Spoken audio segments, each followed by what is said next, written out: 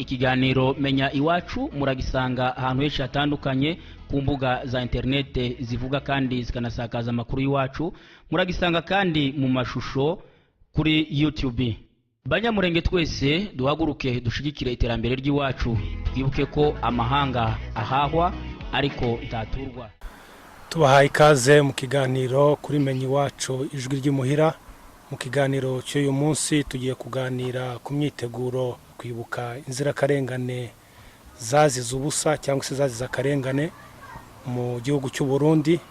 Ni impunzi z'abanyamurenge zari zarahungiye mu Burundi, zari mu nkambi ya Gatumba. Ni muri urwo rwego twegereye umwe mu bakuriye cyangwa se ukuriye umuryango w'abanyamurenge mu gihugu cya Canada mu mujyi wa Edmonton muri province ya Alberta kugira ngo atubwire uko imyiteguro ihagaze. Je ugiye kubageza iki kiganiro nitwa Se umwami munini Roy, kabafatanyije na mugenzi wanjye kuri kamera Muhizi Emas. Tubahaye ikaze. Iruhande rwanjye ndi kumwe na president, reka mubaha bibwire ndetse tukomerezaho n'ibindi. Urakoze Roy ku mwanya mwiza muduhaye kugira ngo tuganire ku myiteguro y'icunamo dufite c'abacu bazize akarengane mu gihugu cy'u Burundi. Njewe banyita Gwema Damien, nkaba nkuko babivuze ari nje ukuriye komite cyangwa se mutualité y'abanyamurenge hano muri Canada mu mujyi witwa Edmonton muri province ya Alberta. Murakoze cyane president, kuko twabitangiye nyine dutangira ikiganiro tugiye kuganira ku bwicanyi bwabaye mu Gatumba. Turashaka muza kudusobanurira se bigeze he, imyiteguro imeze gute? Imyiteguro igeze hafi cyane kuko dusigaje igihe kitageze ibyumweru bibiri. Hano muri Edmonton hatuye abanyamurenge benshi ndetse n'inshuti z'abanyamurenge zituye ahangaha muri Edmonton ndetse n'abanyagihugu bahangaha biteguye gufatikanya natwe kugira ngo dutegure ikintu ciza kandi kizagera ku ntego yico dukorera kino cunamo buri gihe iyo twibutse ibyabaye muri uku kwezi tugiye kwinjiramwo. Byabaye kuri bene wacu kandi bitari bizabona igisubizo kuko ikintu kinini cyane twifuzaga ukubona kuko habaho ubutabera ku bacu bazize akarengane muri kaya refugee mu Burundi ahantu bitwega mu Gatumba. Ngira ngo mbabaze ese teme y'umwaka ni yihe kugira ngo mwishimangire neza abantu bayumve, kuko nayo burya ni nka definition cyangwa se ni kuko buri mwaka habari teme nyine buri gihe y'abantu bibuka. Mu rurimi rw'icyongereza justice denied for Gatumba massacre puts Banyamurenge at risk. Mu rurimi rw'ikinyamurenge bavuga kuko guhakana ubutabera ku Banyamurenge butuma bubashira muri riske yo gukomeza kugirirwa nabi. Abagikoze bagomba guhanwa kandi bikamaganwa kuko ibikorwa nk'ibyo ngibyo bitagomba kuba. Niba uyu munsi turimo dupfa, niba uyu munsi abantu barimo bapfa, nukubera kuko ira justice itakozwe. Nuko babandi bisha abantu bakomeje no kubica n'uyu munsi bazi kuko abanyamurenge bazabicwa nk'inkoko bikarangirira aho ngaho. Ariko iyo bari abantu bishwe bakorerwa justice, ababishe bagahanwa bakaba bari mu magereza cyangwa se baraciriwe imanza, buri muntu yagatinya. Abo bicanyi bagatinya bakavuga ati aba nabo n'abantu nk'abandi, nta muntu bahohotera. Rero mu kuzanga no kutabikora bidushira muri risk ikomeye cyane. Niyo iyo terme rero twari dufite uyu mwaka. Wogerageza kujya kudusobanurira iyo myiteguro. Kintu cyambere nifuza kuko abatwumva bamenya nuko hari bamwe mu bibwira bakavuga ati se ku imyaka ibaye 13 tuzakomeza tubikora kugeza ryari. Ndagira ngo nibutsa abatwumva kuko kuva no mahano yabera bene wacu hariya mu Burundi nta butabera bwari bwabo. Rero twebwe twihaye teme yo kuvuga ngo ntituzahwema gusaba ubutabera ku bantu bacu bazize akarengane kugeza bibaye. Muri ubwo rwego rero twumva kuko dufite umutwaro munini wo kubimenyesha abana bacu, abana barimo bakura bakiri batoya, kuko urebye kugeza ku mwana ufite imyaka 20 ubu nyine ni memoire iri fade kuko hashize imyaka 13 urumva ko yari afite imyaka 7 nibinashobora kuba atibuka neza ariko ni ibintu bibabaje cyane kuba igikorwa nka kiriya cyarabaye ababikoze bakaba bahari bidegenza bagenda rero ntabwo twaceceka twebwe ababizi babibonye babibayemo cyangwa se dufite memoire fresh y'ibibazo byabaye ngo duceceke ahubwo tugomba gukora ibyo dushoboye byose kugira ngo iki gikorwa ubwo aho kizagera hose igihe kizatwara cyose justice izakoregwe abantu bacu baziza akarengane nkuko rero wari ubibajije mu myiteguro yacu muri detaye n'ubu ngubu turarangiza kino kiganiro tuja mu nama itegura twatumiye abanyapolitike bo muri iki gihugu twatumiye abaturage b'inshuti z'abanyamurenge muri iki gihugu byonsire n'abanyamurenge bose batuye aha ngaha ndetse no mu mijyi yegereye hano tuzabana kuri uriya munsi rero turakomeza dufinaliza ibikorwa kubera ko hari ibikorwa byinshi tuzakora twahawe uburenganzira bwo kuzakora demonstration mu mujyi wa Edmonton so hano hatuye abanyamurenge benshi nibaza ko barenze 300 tuzagenda twese kugira ngo tugende mu muhanda mu mujyi no kuri registrature building kugira ngo tumenyeshe amahanga yuko tutanezerewe n'ibyabaye so dufite bikorwa byinshi bigomba gukorwa aho ngaho dufite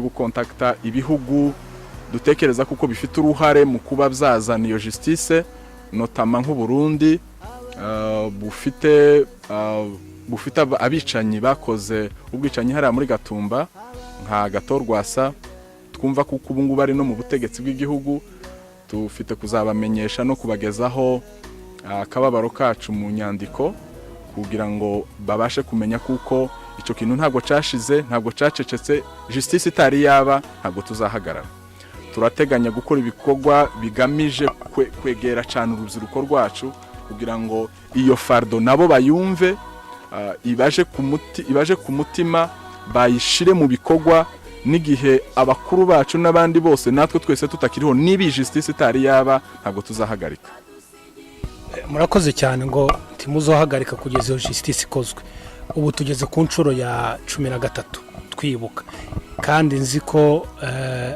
bihora bivugwa ngo turi dusaba ko abakoze genocide cyangwa se muri gusaba ndavuga muri rusange ese kugeza ubu kuri inshuro ya 13 niki cyangwa se ni kibaho icyizere ko basi bishobora kuba bifite aho bigeze ikintu kinini kiduhereza icyizere cy'uko ari aho bizagera nuko uko kumva ko ako karengane katadukwiriye kigomba kugumaho uwo mubabaro twageze ku itariki 13 z'ukwa munani muri 2004 ugomba kugumaho nk'umunsi byabaye kuko iyo injustice yabaye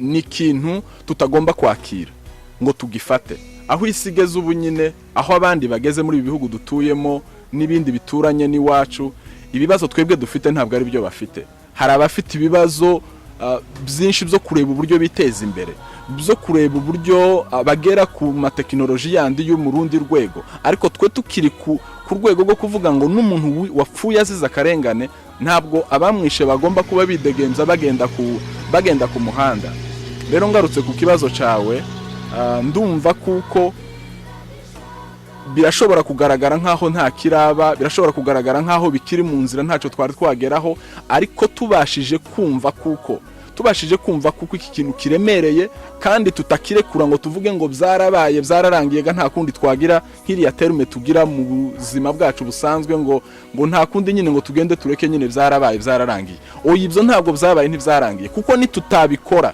n'abandi bazakomeza bazira karengane niyo mpamvu nabiriya bindi byose mwumva birimo biba iwacu biba nuko nta justice yari yaba nta rugero abandi bareba ngo bavuga ati nta muntu wakwica undi ngo namara agenda amahoro yidegenza abe hari rero numva kuko abantu barabihagurukiye cyane urubyiruko rubihagazemo muri uyu mugoroba nibo tuza kubonana babihagazemo nibo barimo bakora ibikorwa byose hari abana iriya jenoside yabaye bafite imyaka nk'itanu ubu nyine nibo bana barimo bategura ibyo bikorwa urumva kuko icyo kintu kiradushimisha kikatwereka kuko hakiri icizere cyuko biriya bintu bizagegwaho justice y'umunyamurenge wazize akarengane haba hariya muri Gatumba ndetse n'ahandi hose dukomeza kugirirwa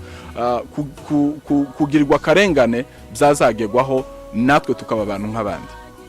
Murakoze cyane. Ese dosiye cyangwa se procès ya Gatumba hari umuntu kugeza waba ifite mu ntoki hari aho iri twavuga ngo uyu nguyu yarayifite ari kwisunika muri rusange n'ubuyobozi bwa Kongo n'abanyamurenge bose ku isi? Yes, zimwe muri effort zacu tuzakora nyine nuko navuze Burundi kare kuko Burundi tuzabugezaho akababaro kacu nanone kongera kubibutsa na Kongo nayo niyo ntari nakubwiye kare nayo tuzayibwira ico kibazo. Ico si kibazo tugomba kuvuga ngo turagiharira umuntu umwe, ntabwo ari kibazo duhereza umuntu umwe ngo tuvuge ngo mu banyamurenge dutoye runaka ni uzagikurikira. Buri munyamurenge wese agomba kugifata nk'ikibazo ciwe. Ico ushoboye dufite mw'abantu bizi by'amategeko, dufite abantu bafite amapozisiyo mu nzego zitandukanye haba muri Kongo haba no mu bindi bihugu bagomba kubifata bakavuga ngo uyu ni umutwaro wacu twese, ntabwo ari ikintu dufatira ngo tugihereze gusa umuntu umwe ngo uyu nguyu ni uzagikurikira. Mfite icizere kandi turabizi neza kuko buri muntu ahari muri effort mu bushobozi bwiwe aragerageza kugira ico yakora kugira ngo kiriya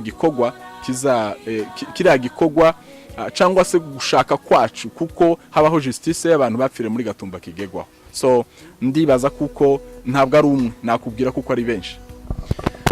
Ikindi kibazo ufite haguyemo abantu bamwe batari abanyamurenge bari baba muri iyo nkambi. Ese muri iyi myiteguro murafatanyije nabo muri kumwe bimeze bite? Nabo barahari no muri komite irimo organiza nabo barahari, ariko urumva kuko ababiguyemwo batari abanyamurenge bazize nabo ico bazize n'ubunyamurenge. Donc ni ibintu birireriye no kuba abanyamurenge. Bien sûr abantu barapfuye kandi n'ababapfushije nabo nubwo baba mu bundi bwoko barababaye kimwe nuko twababaye, ariko rero tureba cause, tureba impamvu yatumye abantu bapfa n'ubunyamurenge n'ubwoko. So kandi ubwo bwoko bw'abanyamurenge turi kumwe rero nkuko wari ubibajije, turi kumwe nabo kandi nabo nabatemwe batemanya ibintu byabaye kandi bazi neza kuko ico bazize relationship yabo n'abanyamurenge. Murakoze cyane Bwana Rwema. Ikindi kibazo nobaza abapfuye go barapfuye kandi tugomba guharanira nyine ku butabera nkuko muri kubivuga. Ese abacitse kwicumu dore ko ari na benshi babayeho gute? Hari ubufasha bwo aribwo bwose bubageraho? Turashima uburyo ubwoko bwacu bumeze n'umuco wacu kuko umuco wacu urafatanya cyane. Dufite abavandimwe kandi kuvukana kwacu ntikugarukira ku mwana nase nkuko mubizi muri no mico yahangaha dutuye. Tuzi kuko hariho ama initiative menshi yagiye yaba mu buryo generale bw'abanyamurenge, hakabaho nanone imiryango nayo yagiye yita kubayo. Tutanareka no gushima n'ibi bihugu nabyo dutuyemo ndetse n'ibindi by'ibituranyi byagiye bifata abacitse ku icumu muri Gatumba bikaza kubatuza bikabahereza resettlement bakaba batuye muri ibi bihugu. Ureba mu buryo bw'ubuzima busanzwe hariho improvement yabaye. So ni muri iyo effort rero kuko twagiye abantu benshi mu buryo butandukanye bagiye bagira ama initiative yo gufasha abacikacumu kandi nabyo natwe turabitekerezaho kandi tugerageza gukora ibyo dushoboye kugira ngo tubashe kuvuga iki kibazo kimenyekane, ndetse nuko tuba tugiye ahangaha tukabona n'ubuyobozi birafasha kugira ngo n'abacu bandi banyuze muri ziriya situation isi bashe kumva ikibazo cacu kuko ikibazo cacu c'ubuhunzi ni ikibazo kiri unique.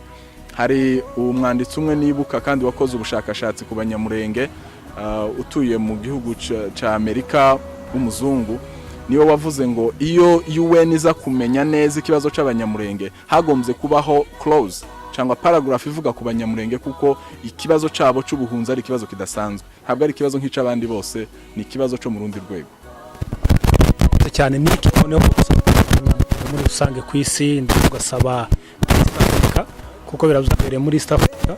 Bene wacu b'abanyamurenge aho muri hose kugira ngo ntimucike intege. Nubwo imyaka ibaye myinshi ubutabera butari bwaba ku bwoko bwacu, ntimucike intege. Ikintu caba kibi cyane kuruta ibindi nuko twagenda tugaceceka tukavuga ngo byarabaye. Iryo jambo turikure muri vocabulaire yacu, tugende tumenye ngo ntiduhweme tutari twabona justice ikoregwa bene wacu, kuko guceceka icyo bisobanura no kuvuga ngo tubirekera aho ngaho bisobanura kuko tubyemeye, bisobanura kuko turekereye biriya bibazo umuntu wese akumva kuko byakagombye kugumaho.